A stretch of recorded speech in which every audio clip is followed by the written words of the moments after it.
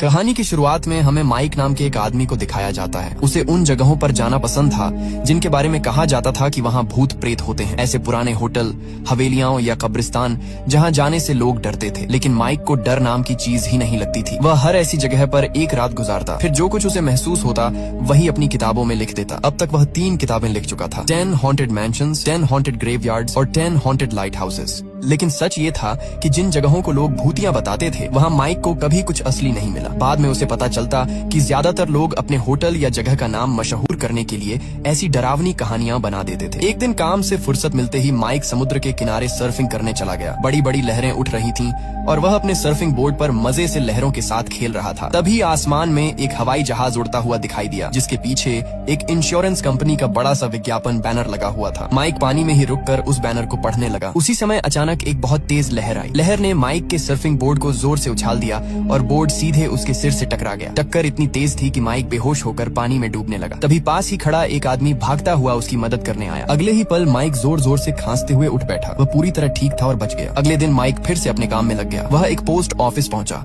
और वहां से अपनी आई हुई चिट्ठियां लेने लगा। उन चिट्ठियों में एक अजीब सा पोस्ट कार्ड भी था। उस कार्ड पर न्यूयॉर्क के एक होटल की तस्वीर बनी थी जिसका नाम था होटल डॉल्फिन। माइक ने कार्ड को पलट कर देखा तो उस पर सिर्फ एक ही लाइन लिखी थी, रूम नंबर 1408 में मत जाना। ये पढ़ते ही माइक के मन में जिज्ञासा जाग गई। डरने के बजाय उसने उसी समय तय कर लिया कि वह इसी होटल में जाएगा और खास तौर पर रूम नंबर 1408 में ही रात बिताएगा। रिसेप्शन पर पहुंचकर माइक ने साफ कहा कि उसे आज रात रूम नंबर 1408 चाहिए। ये सुनते ही रिसेप्शनिस्ट थोड़ा घबरा गए। उसने माइक से कहा कि वह कुछ देर इंतजार करे और तुरंत होटल के मैनेजर को बुलाने चली गई। कुछ ही देर बाद होटल का मैनेजर जेरल्ड ओलिन वहाँ आ गया। वह माइक को अपने ऑफिस में ले गया और बैठाकर उसे महंगी शराब की बोतल ऑफर की। फिर उसने बहुत गंभीर आवाज में कहा कि माइक होटल का कोई भी कमरा ले सकता है, लेकिन 1408 नहीं। ये सुनकर माइक को और भी हैरानी हुई। उसने तुरंत उस होटल के बारे में पुरानी अखबारों और रिकॉर्ड्स की तलाश शुरू कर दी थी। उसे पता चला कि साल 1928 में एक फैक्ट्री मालिक की मौत उसी कमरे में हुई थी। और सिर्फ वही नहीं, उसके बाद भी उस कमरे में दर्जनों लोगों की रहस्यमय मौतें हो चुकी थी। यह सब पढ़ने के बाद माइक की जिज्ञासा और बढ़ गई। वह सच जानना चाहता था। इसलिए उसने न्यूयॉर्क में अपने पब्लिशर सैम फेरल को फोन किया और उस कमरे में ठहरने के लिए कानूनी मदद मांगी। सैम ने अपने वकील से बात करने के बाद बताया कि अगर किसी होटल का कमरा खाली है तो कानून के हिसाब से होटल किसी मेहमान को वहाँ रुकने से रोक नहीं सकता। लेकिन सैम ने यह भी पूछा कि क्या माइक सच में न्यूयॉर्क वापस आना चाहता है। असल में माइक पहले न्यूयॉर्क में ही रहता था। उसकी शादी लिली एंसलाइन से हुई थी, लेकिन दोनों के बीच किसी बात को लेकर झगड़ा हो गया था। इसी वजह से माइक कई साल पहले उसे छोड़कर लॉस एंजलिस चला गया था। उसने अपने परिवार से भी दूरी बना ली थी। अब उसकी जिंदगी में बस उसका काम ही बचा था। इसी कारण माइक ने ज्यादा सोचे बिना फैसला कर लिया। अगली ही रात वह न्यूयॉर्क पहुंच गया और सीधे होटल आ गया, होटल डॉल्फिन। ऑफिस में बैठकर मैनेजर ओलिन ने उसे समझाने की आखिरी कोशिश की। उसने कहा कि रूम नंबर 1408 में अब तक इतनी मौतें हो चुकी हैं कि कोई भी वहाँ 1 घंटे से ज्यादा टिक नहीं पाया। वह होटल में एक और मौत का खतरा नहीं लेना चाहता। माइक बस मुस्कुराया और बोला, अच्छी कोशिश थी लेकिन तुम मुझे डरा नहीं सकते। तब ओलिन ने एक फाइल निकालकर माइक के सामने रख दी। उस फाइल में उन सभी लोगों की तस्वीरें और रिकॉर्ड थे जो उस कमरे में मर चुके थे। उसने बताया कि असल में उस कमरे में 56 मौतें हो चुकी हैं और ज्यादातर मौतें बहुत ही अजीब और डरावने तरीकों से हुई थी। यह सुनकर माइक भी कुछ पल के लिए चुप रह गया। ओलिन ने कहा कि अगर माइक चाहे तो यहीं ऑफिस में बैठकर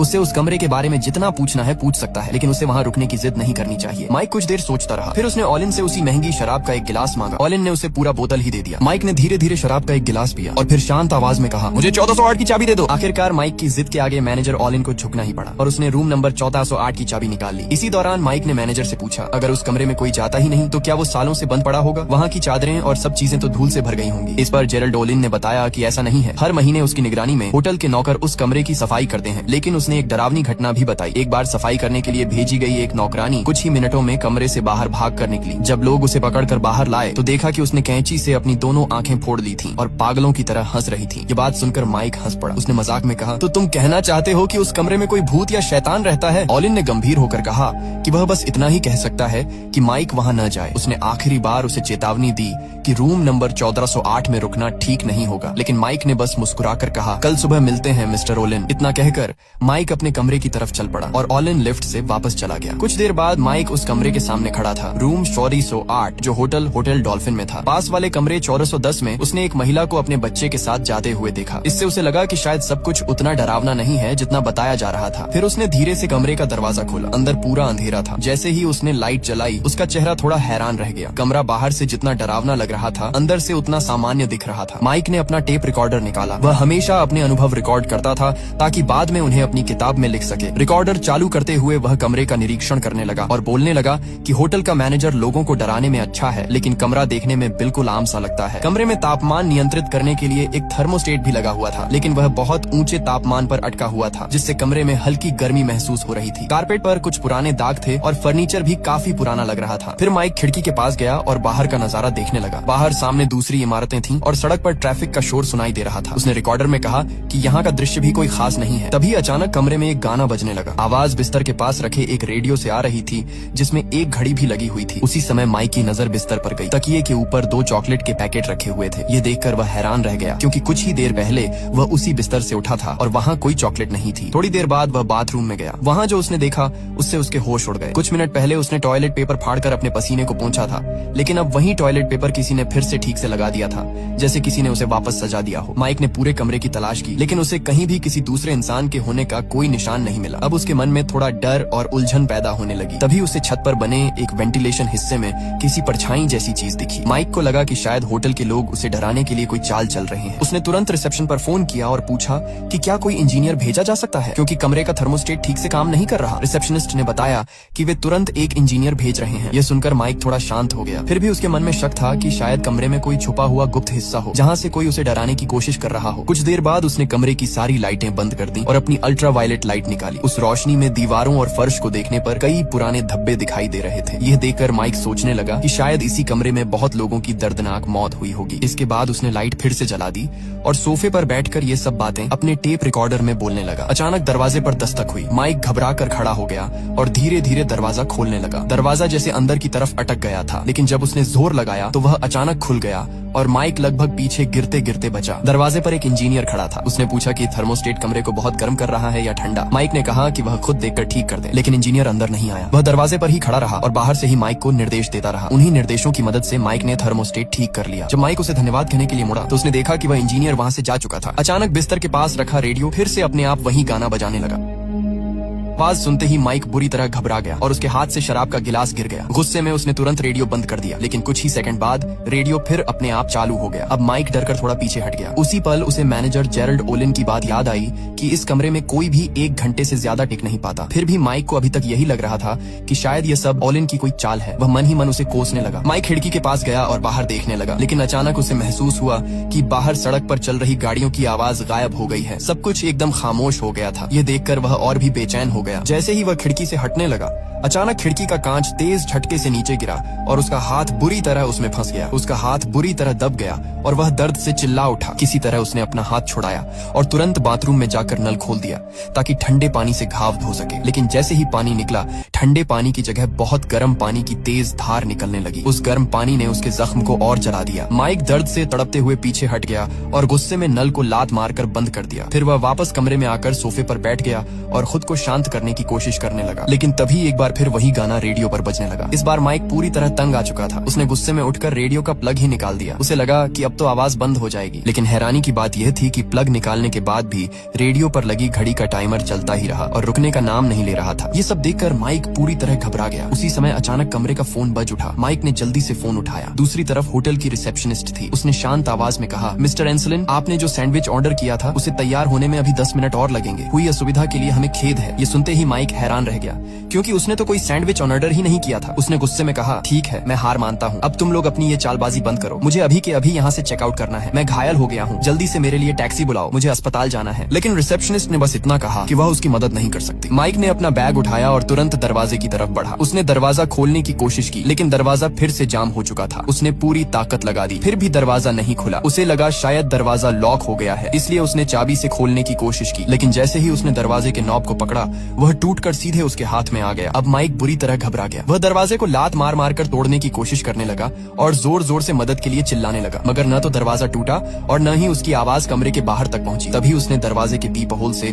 बाहर झांक कर देखने की कोशिश की, लेकिन जैसे ही उसने उसमें देखा, वह डर से पीछे हट गया, क्योंकि पीप होल में उसे बाहर का नजारा नहीं दिख रहा था, बल्कि उसे अपनी ही आंख दिखाई दे रही थी, जैसे दूसरी तरफ भी वही खड़ा हो। डर कर वह दरवाजे से दूर हट गया और भाग कर खिड़की के पास पहुंचा। नीचे सड़क पर उसे एक आदमी चलता हुआ दिखाई दिया। माइक जोर जोर से चिल्लाने लगा और इशारों से उसे बुलाने लगा। खुशकिस्मती से उस आदमी ने ऊपर देखा और खिड़की के पास आ गया। माइक ने उसे इशारों से पुलिस को फोन करने को कहा, लेकिन तभी अजीब बात हुई। वह आदमी माइक की मदद करने के बजाय उसकी हर हरकत की नकल करने लगा। माइक जो भी करता वह आदमी भी बिल्कुल वही करने लगता। ये देखकर माइक और भी परेशान हो गया। उसने पास रखा एक लैंप उठाया और उसकी रोशनी अपने चेहरे पर डाली। उसी पल नीचे खड़ा वह आदमी भी लैंप उठाकर अपने चेहरे पर रोशनी डालने लगा। जब माइक ने ध्यान से देखा तो उसके होश उड़ गए। वह आदमी कोई और नहीं बल्कि माइक का ही हमशक्ल था, बिल्कुल उसी जैसा। उसी समय अचानक कमरे में तेज आवाज हुई। माइक घबराकर पीछे मुड़ा तो उसने देखा कि कमरे के अंदर एक डरावना आदमी खड़ा है जिसके हाथ में बड़ा सा हथौड़ा था। वह आदमी अचानक माइक पर हमला करने लगा और हथौड़े से उस पर वार करने लगा। माइक किसी तरह उससे बचता हुआ पीछे हटता गया और डर के मारे आंखें बंद करके कमरे के एक कोने में दुबक गया। लेकिन अगले ही पल जब उसने आंखें खोली तो सामने का नजारा और भी डरावना था। यह देखकर माइक की जान में थोड़ी जान आई कि वह अभी जिंदा है। वह फिर से खिड़की के पास गया और मदद पाने की कोशिश करने लगा। उसने पास रखा एक लैंप उठाया और उसे नीचे सड़क की तरफ फेंक दिया ताकि कोई आवाज सुनकर ऊपर देखे और उसकी मदद के लिए पुलिस को बुला ले। लेकिन हैरानी की बात यह थी कि वह लैंप नीचे गिरने से पहले ही जैसे हवा में गायब हो गया। यह देखकर माइक पूरी तरह हैरान रह गया। उसे समझ ही नहीं आ रहा था कि उसके साथ आखिर हो क्या रहा है। तभी उसे याद आया कि यहाँ आने से पहले होटल के मैनेजर जेरल्ड ओलिन ने उसे महंगी शराब की एक बोतल दी थी। उसने वह शराब पी भी थी, साथ ही उसने वे चॉकलेट भी खाई थी जो अचानक कमरे में दिखाई दी थी। अब माइक को शक होने लगा कि कहीं उन चीजों में कुछ मिलाया तो नहीं गया था। तभी अचानक कमरे में एक छोटी लड़की की आवाज गूंजी, डैडी मैं आपको देख सकती हूँ। ये सुनते ही माइक का दिमाग सुन्न पड़ गया क्योंकि वह आवाज उसकी बेटी केटी की थी। उसकी बेटी की कुछ साल पहले ही मौत हो चुकी थी। माइक घबराकर तुरंत लिविंग रूम की तरफ भागा लेकिन वहाँ कोई नहीं था। वह डर कर एक जगह बैठ गया और खुद को संभालने की कोशिश करने लगा। उसी समय उसकी नजर फिर खिड़की की तरफ गई। उसने देखा कि एक आदमी और एक औरत खिड़की से कूदते हुए दिखाई दे रहे हैं जैसे कोई आत्महत्या कर रहा हो। ठीक उसके बाद लिविंग रूम में कुछ टूटने की आवाज आई। माइक भागकर वहां पहुंचा तो उसने देखा कि दीवार में एक बड़ी दरार पड़ गई है और उस दरार से खून जैसी लाल तरल चीज बह रही थी। इन सारी अजीब घटनाओं ने माइक को पूरी तरह उलझा दिया। उसे समझ नहीं आ रहा था कि क्या सच है और क्या भ्रम। उसे लगने लगा कि शायद वह कोई डरावना सपना देख रहा है। फिर उसने दरवाजे के पास लगे होटल के नक्शे को देखा। उससे उसे पता चला कि बगल वाले कमरे की खिड़की बाहर से लगभग 18 फीट दूर है। माइक ने सोचा कि अगर वह खिड़की से बाहर निकल जाए और दीवार के किनारे किनारे चलते हुए उस खिड़की तक पहुंच जाए तो शायद वह बच सकता है। वह खिड़की से बाहर निकल गया और बड़ी मुश्किल से बिल्डिंग की पतली सी किनारी पर पैर जमाकर धीरे धीरे सरकते हुए दूसरे कमरे की खिड़की की तरफ बढ़ने लगा। लेकिन जब वह थोड़ा आगे पहुंचा और इधर उधर देखा तो उसके होश उड़ गए। वहाँ दूर दूर तक किसी भी कमरे की खिड़की दिखाई नहीं दे रही थी। पूरी दीवार खाली थी जैसे उस मंजिल पर सिर्फ रूम 1408 ही मौजूद हो। डर और घबराहट में माइक का संतुलन बिगड़ गया और वह लगभग नीचे गिरने ही वाला था। लेकिन किसी तरह उसने खुद को संभाल लिया और वापस अपने कमरे की खिड़की की तरफ लौटने लगा। जैसे ही वह वापस खिड़की के अंदर घुसने लगा अचानक अंदर से एक अनजान औरत ने उस पर हमला कर दिया। उसे बचने की कोशिश में माइक पीछे हट गया और बिल्डिंग से नीचे गिरने लगा। खुशकिस्मती से वह दीवार के एक किनारे से लटक गया और किसी तरह खुद को पकड़े रहा। उसी समय वह औरत जिसने उस पर हमला किया था अचानक खिड़की से नीचे कूद गई और उसके बाद वह खिड़की धीरे धीरे अपने आप बंद होने लगी। माइक ने पूरी ताकत लगाकर खुद को ऊपर खींचा और खिड़की बंद होने से पहले किसी तरह वापस कमरे के अंदर घुस गया। अंदर आते ही उसने राहत की सांस ली। अब उसे धीरे धीरे यकीन होने लगा था कि जो कुछ हो रहा है वह शायद कोई साधारण घटना नहीं है। उसने दरवाजे के पास लगा होटल का नक्शा फिर से देखा लेकिन इस बार नक्शा बदल चुका था। उसमें होटल के बाकी सारे कमरे गायब थे। पूरे नक्शे में सिर्फ एक ही कमरा दिख रहा था, रूम नंबर 1408, और वह भी होटल के बिल्कुल बीच में। माइक ने घबराकर चारों तरफ नजर दौड़ाई। उसने देखा कि कमरे की खिड़कियां अब जैसे दीवारों में बंद हो चुकी थी। ये सब देखकर उसका सिर दर्द से फटने लगा। तभी उसे अपने मोबाइल फोन का ख्याल आया। उसने जल्दी से बैग से फोन निकाला लेकिन उसमें कोई सिग्नल नहीं था। फिर उसने अपना लैपटॉप खोला और इंटरनेट कॉल करने की कोशिश की। काफी कोशिशों के बाद उसका संपर्क उसकी पत्नी लिली एंसलाइन से हो गया। माइक घबराई हुई आवाज में बोला, लिली प्लीज पुलिस को कॉल करो और उन्हें बताओ कि मैं डॉल्फिन होटल के रूम नंबर 1408 में फंस गया हूँ। लेकिन लिली यह सुनकर नाराज हो गई। उसे अभी अभी पता चला था कि माइक न्यूयॉर्क में है और फिर भी वह उससे मिलने नहीं आया। माइक बार बार उससे मदद मांगता रहा लेकिन वह उसकी बात ठीक से समझ ही नहीं पा रही थी। उसी दौरान कमरे में लगा फायर स्प्रिंकलर अचानक चालू हो गया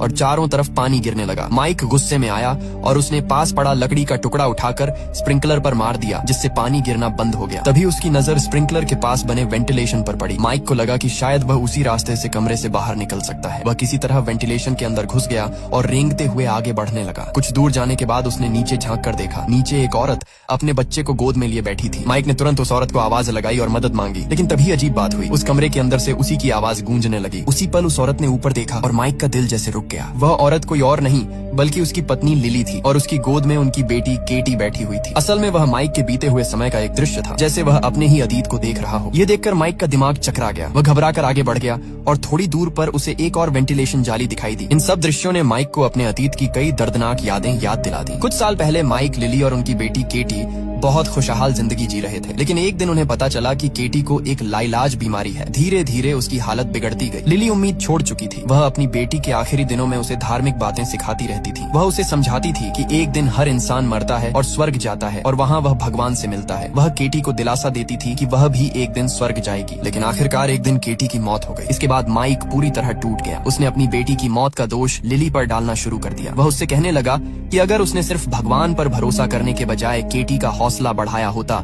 तो शायद वह बच सकती थी। इन सब यादों को देखते हुए माइक को एहसास होने लगा कि यह कमरा जैसे उसके अतीत के दर्द और डर को उसके सामने जिंदा कर रहा था। उस घटना के बाद माइक की जिंदगी पूरी तरह बदल गई थी। उसकी पत्नी लिली एंसलाइन अकेली पड़ गई थी और माइक के पिता अपना बुढ़ापा ओल्ड एज होम में बिता रहे थे। वेंटिलेशन में आगे बढ़ते हुए माइक ने जैसे ही नीचे झांका उसे अपने पिता दिखाई दिए। वे उसे घूर कर देख रहे थे। ये देखकर माइक डर गया और जल्दी जल्दी वेंटिलेशन में आगे बढ़ने लगा। लेकिन अब समस्या यह थी कि वेंटिलेशन से बाहर निकलने का कोई रास्ता दिखाई नहीं दे रहा था। तभी थोड़ी दूर आगे उसे एक डरावना दृश्य दिखा। वहाँ एक आदमी की लाश पड़ी थी जो धूल और मकड़ी के जालों से ढकी हुई थी। ऐसा लग रहा था कि उसे मरे कई साल हो चुके हैं। माइक धीरे धीरे उसके पास गया और ध्यान से देखा। उस आदमी की गर्दन पर सुई धागा लगा हुआ था जैसे किसी ने सिलाई की हो। अचानक वह मुर्दा हिलने लगा और अगले ही पल वह जाग उठा। ये देखकर माइक की सांसें जैसे रुक गईं। वह तुरंत मुड़कर पूरी तेजी से भागने लगा। लेकिन उस मुर्दे ने उसके पैरों को पकड़ लिया। घबराकर माइक ने पूरी ताकत से उसके सिर पर लात मारी। इससे वह पकड़ ढीली पड़ गई और माइक किसी तरह खुद को छुड़ाकर वापस कमरे में भाग आया। कमरे में लौटकर उसने राहत की सांस ली। खुद को शांत करने के लिए उसने सोचा कि थोड़ी शराब पी ले। वह फ्रिज के पास गया और उसे खोला। लेकिन जैसे ही उसने फ्रिज खोला उसके अंदर उसे होटल का मैनेजर जेरल्ड ओलिन दिखाई देने लगा। ओलिन ने जैसे उससे कहा, तो बताइए मिस्टर एंसलिन, आपको भूत प्रेत और भगवान पर यकीन नहीं है ना? आप तो हमेशा इन चीजों का मजाक उड़ाते रहे हैं। लेकिन क्या आपको पता है लोग भूत प्रेतों पर यकीन क्यों करते हैं? क्योंकि इससे उन्हें उम्मीद मिलती है कि मौत के बाद भी इंसान की आत्मा किसी रूप में मौजूद रहती है। ये सुनकर माइक गुस्से में चिल्लाने लगा। लेकिन असल में वह किसी इंसान पर नहीं बल्कि सिर्फ फ्रिज पर ही चिल्ला रहा था क्योंकि वहाँ कोई नहीं था। गुस्से में उसने पास रखी एक बाइबल उठाई और उसे पढ़ने के लिए खोला। लेकिन हैरानी की बात यह थी कि उस बाइबल के सारे पन्ने बिल्कुल खाली थे। उसी समय उसे अपने अतीत का एक और दृश्य दिखाई देने लगा। उसमें उसकी बेटी केटी अस्पताल के बिस्तर पर अपने आखिरी पल बिता रही थी। उस दृश्य में माइक अपनी पत्नी लिली से कह रहा था कि अगर उसने केटी को भगवान के बारे में बताने के बजाय उसे जीने की उम्मीद दी होती तो शायद वह बच सकती थी। यह दृश्य देखकर माइक को धीरे धीरे एहसास होने लगा कि उसने कितना गलत सोचा था। केटी को बचाना किसी के बस में नहीं था। अब कमरे का तापमान अचानक बहुत ठंडा होने लगा। माइक ठंड से कांपने लगा। वह एक चादर में खुद को लपेटकर कमरे के कोने में बैठ गया और गर्मी पाने के लिए कमरे की कुछ चीजों से आग जलाने की कोशिश करने लगा। अब उसे ऐसा लगने लगा था जैसे वह किसी नर्क में फंस गया हो और अपने पुराने कर्मों की सजा भुगत रहा हो। तभी अचानक उसे अपने लैपटॉप से आवाज सुनाई दी। वह आवाज उसकी पत्नी लिली की थी। माइक ने तुरंत लैपटॉप खोला और वीडियो कॉल पर लिली को देखकर वह हैरान भी हुआ और खुश भी। माइक ने वीडियो कॉल पर अपनी पत्नी लिली एंसलाइन से फिर से मदद मांगी और उससे कहा कि वह तुरंत पुलिस को फोन करे। लिली ने बताया कि उसने पहले ही पुलिस को कॉल कर दिया है और होटल के रूम 1408 के बारे में भी बता दिया है। उसने माइक को दिलासा देते हुए कहा कि घबराने की जरूरत नहीं है। वह खुद भी लगभग 15 मिनट में होटल पहुंचने वाली है। लेकिन माइक ने जैसे ही कमरे में लगी घड़ी देखी वह घबरा गया। घड़ी के टाइमर के हिसाब से उसके पास अब सिर्फ 2 मिनट बचे थे। उसने लिली से जल्दी आने के लिए कहा क्योंकि उसे लग रहा था कि अगर देर हुई तो वह जिंदा नहीं बचेगा। तभी अचानक वीडियो कॉल की स्क्रीन पर दिख रहा माइक कुछ अजीब तरह से मुस्कुराने लगा। स्क्रीन पर मौजूद वही माइक लिली से कहने लगा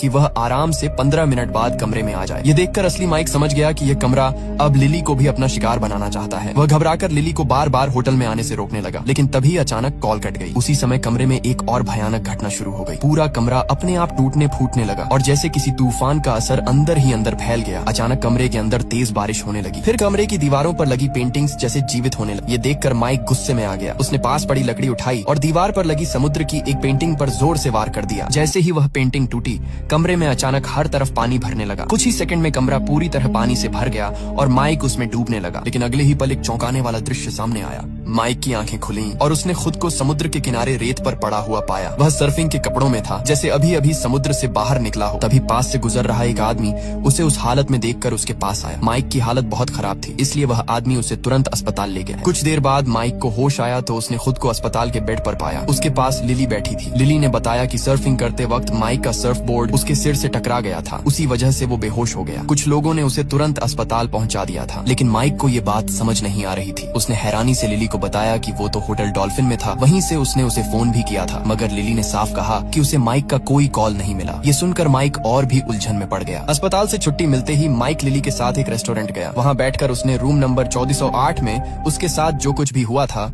सब बता दिया। तभी अचानक माइक की नजर रेस्टोरेंट में बैठी एक औरत पर पड़ी। वो बिल्कुल वही औरत लग रही थी जिसे माइक ने उस कमरे की खिड़की से कूदते हुए देखा था। लेकिन जैसे ही माइक ने पलक झपकी, वहाँ कोई दूसरी ही औरत बैठी थी, जैसे अभी अभी सब बदल गया हो। माइक को लगा शायद उसका दिमाग उसके साथ खेल खेल रहा है। उसने उन चिट्ठियों में होटल डॉल्फिन का पोस्ट कार्ड ढूंढना शुरू किया, लेकिन उसे कहीं भी ऐसा कोई पोस्ट कार्ड नहीं मिला। फिर उसने अखबारों में होटल डॉल्फिन से जुड़ी खबरें तलाश करनी शुरू की। एक खबर उसे याद थी जिसमें एक फैक्ट्री मालिक की मौत का जिक्र था, मगर अब उसी खबर में वजह कुछ और लिखी थी। अखबार के मुताबिक उस आदमी ने पुल से कूदकर आत्महत्या की थी। ये पढ़कर माइक को लगने लगा कि शायद जो कुछ उसने देखा था वो सब बस एक डरावना सपना था। माइक को अपने पिता और लिली को छोड़कर जाने की बात पर शर्मिंदगी भी महसूस हो रही थी। वो दोनों के पास गया और उनसे माफी मांगी, लेकिन सच ये था कि वो सपना उसके दिमाग में इतना गहरा बैठ चुका था कि उसे बिल्कुल हकीकत जैसा लग रहा था। उस याद से छुटकारा पाने के लिए माइक एक दिन पोस्ट ऑफिस गया। वहाँ उसने एक कर्मचारी को देखा। जैसे ही वो आदमी उसकी तरफ मुड़ा, माइक के पैरों तले जमीन खिसक गई, क्योंकि वो बिल्कुल उसी वेटर जैसा दिख रहा था जो होटल डॉल्फिन में था। माइक ने ध्यान से आसपास देखा और उसकी धड़कनें तेज हो गईं। पोस्ट ऑफिस के बाकी कर्मचारी भी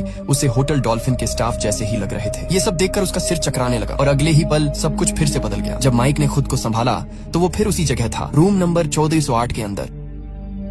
अब उसे समझ आ चुका था कि जो कुछ हुआ था वो सपना नहीं था। असलियत ये थी कि माइक अभी तक उस कमरे से बाहर निकल ही नहीं पाया था और 1408 अब भी उसके साथ खेल खेल रहा था। इतने में माइक की नजर अचानक अपनी बेटी केटी पर पड़ी। उसे देखकर माइक खुद को रोक नहीं पाया और दौड़कर उसे गले लगा लिया। उसकी आंखों से आंसू बहने लगे, जैसे उसे लगा हो कि सब कुछ फिर से ठीक हो गया है। लेकिन अगले ही पल वही रेडियो अचानक बजने लगा और उसी पल उसकी बेटी उसकी बाहों में ही राख बनकर बिखर गई। माइक घबरा गया। वो पागलों की तरह कमरे की चीजें इधर उधर फेंकने लगा। तभी अचानक सब कुछ फिर से बदल गया। जब उसने खुद को संभाला तो वो फिर उसी होटल के कमरे में खड़ा था और हैरानी की बात ये थी कि कमरा बिल्कुल पहले की तरह साफ सुथरा था। घड़ी की तरफ देखा तो उसमें फिर से 1 घंटे का टाइमर शुरू हो चुका था। तभी कमरे का फोन बज उठा। माइक ने फोन उठाया और गुस्से में बोला, तुम मुझे सीधे मार क्यों नहीं देते? फोन के दूसरी तरफ से ठंडी आवाज आई, या फिर आप हमारी एक्सप्रेस चेकआउट सर्विस लेकर तुरंत चेकआउट कर सकते हैं। ये सुनकर माइक ने चुपचाप रिसीवर टेबल पर रख दिया और लिविंग रूम की तरफ बढ़ गया। वहाँ पहुंचते ही उसकी नजर छत से लटकते एक फांसी के फंदे पर पड़ी। अब उसे समझ आने लगा था कि इस कमरे की एक्सप्रेस चेकआउट सर्विस का असली मतलब क्या है। असल में उस कमरे में कोई भूत या प्रेत नहीं था। वो कमरा खुद एक शैतान की तरह था। जो भी वहाँ ठहरता,